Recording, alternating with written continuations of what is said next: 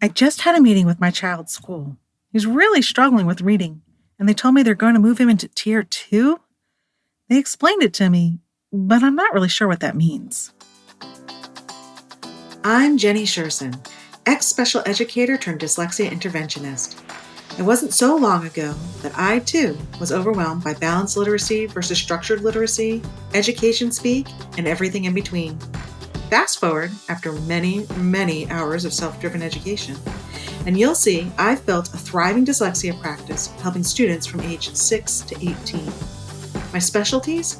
Working with the quote-unquote difficult, almost always 2E, student, and breaking down the complexities of dyslexia into everyday language strategies and action steps. I had a parent contact me recently with this exact scenario. She left the meeting at the school feeling a little confused and like a lot of the information was going over her head.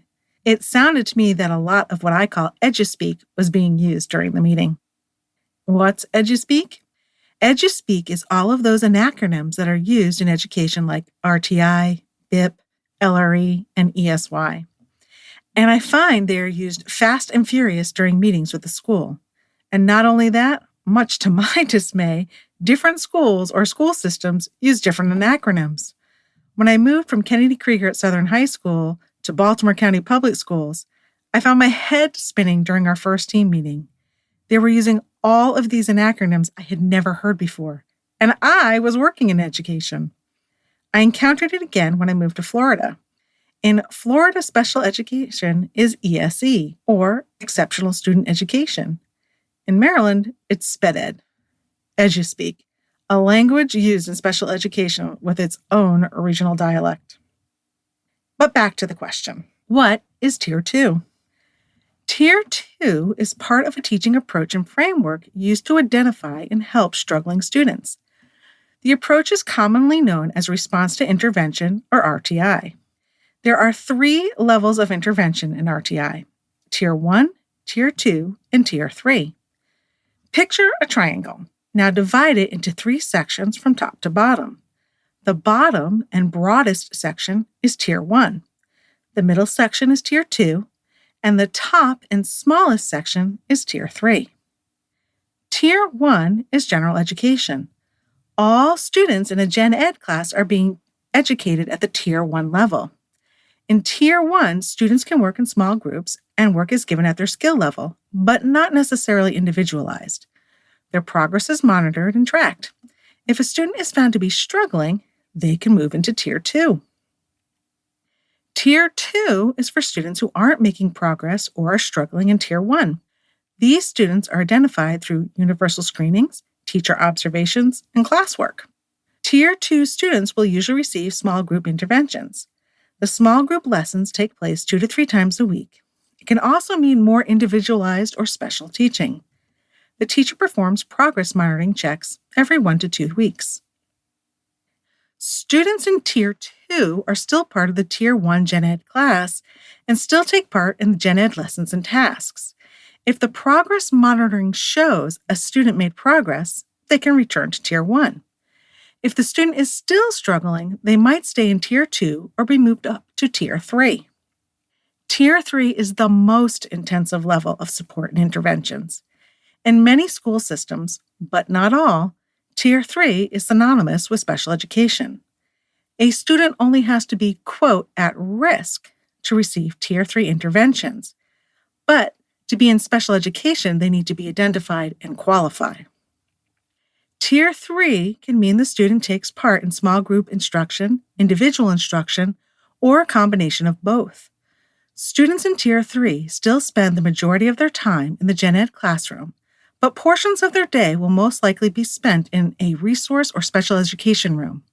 The student's progress is frequently monitored, with the overall goal of sufficient progress being made so the student can move back out of Tier 3. Depending on the state you live in, your public school may be required to use the RtI framework, but it is not a federal requirement. Schools set their own RtI policies. They have to let you know your child is participating in RtI, but beyond that, there are no general requirements. RTI is also not a replacement for special education, but the data collected during the RTI process can help determine whether or not your child is eligible for special education services. RTI cannot be used as an excuse to delay or deny special education services.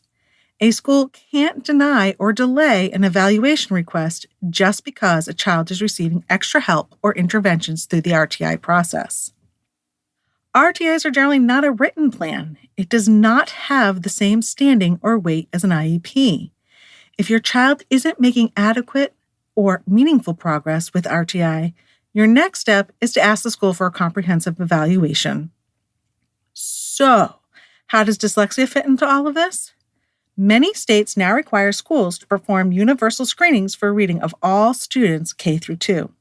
The scores on these screenings help schools identify students who need strategic or intensive support. This by no means identifies a student with dyslexia for special education. The screeners flag them as a student who needs more support while learning to read. Based on the scores, especially if they fell in the strategic support range, a child may be moved into Tier 2 small group work. This is usually small group work done at a table in a corner of the room. The students in the group work on foundational reading skills. They may need more time and repetition with a skill than the Gen Ed group at large. If a child's screener scores fell in the intensive support range, or they were not making progress in Tier 2, a child can be placed into Tier 3. This is where you may begin to see some well-known reading intervention programs, like Wilson.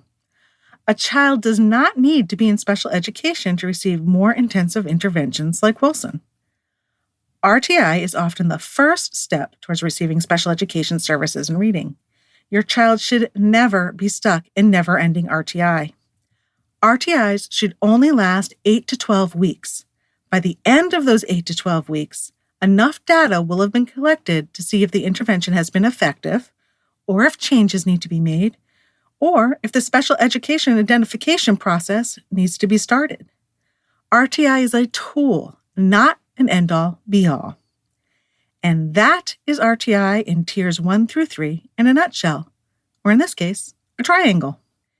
If you have any further questions about dyslexia, please feel free to sneak into my inbox. I'd also love your input. What would you like to hear from me in the future? Is there a topic I haven't covered yet you really want to know more about? Or do you have a pressing need and you're not really sure how to handle it or move forward?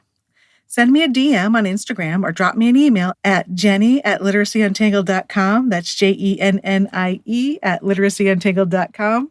I can't wait to hear from you. Until next time, bye-bye. I hope you enjoyed this episode of Literacy Untangled. If you loved this episode as much as I did, head on over and rate and subscribe so you never miss an episode.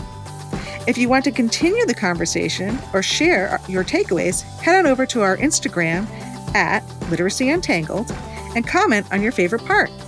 I can't wait to hang out with you again soon. Bye!